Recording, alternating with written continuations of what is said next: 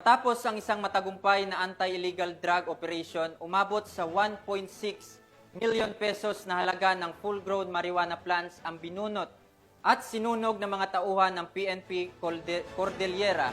Ang buong detalye ng report ay mula kay Patrolwoman Ronalyn Layaw. Sa mas pagpapaigting ng kapulisan ng Cordillera sa kanilang kampanya kontra ilegal na droga, binunot at sinunog ng mga operatiba ang mahigit 1.6 milyon halaga ng fully grown marijuana plants sa magkahiwalay na operasyon sa probinsya ng Kalinga at Benguet nito lamang ika-2 ng Nobyembre 2025. Matagumpay ang operasyon dahil sa pagtutulungan ng mga operatiba ng Kalinga Police Provincial Office at Benguet Police Provincial Office. Katuwang ang ibang unit ng pamahalaan na may layuning wakasan ang mga ilegal na droga.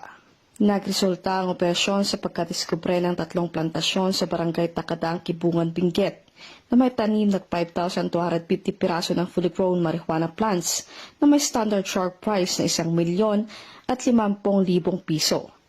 Samantala, nadiskubre din ang isang plantasyon sa barangay Butbut Property Lion, Kalinga na may tanim na 3,000 piraso ng fully grown marijuana plants na may standard sharp price na 600,000 pesos. Bagamat walang nahuling cultivator, binunot at sinunog ng mga operatiba ang mga pinagpapawal na tanim sa mismong lugar.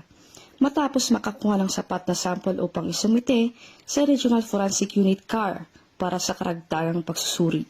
Ang matagumpay na operasyon ay patunay sa dedikasyon at determinasyon ng kapulisan ng Cordillera sa kanilang kampanya kontra ilegal na droga upang mapanatili ang kaayusan at kapayapaan ng komunidad tungo sa isang bagong Pilipinas.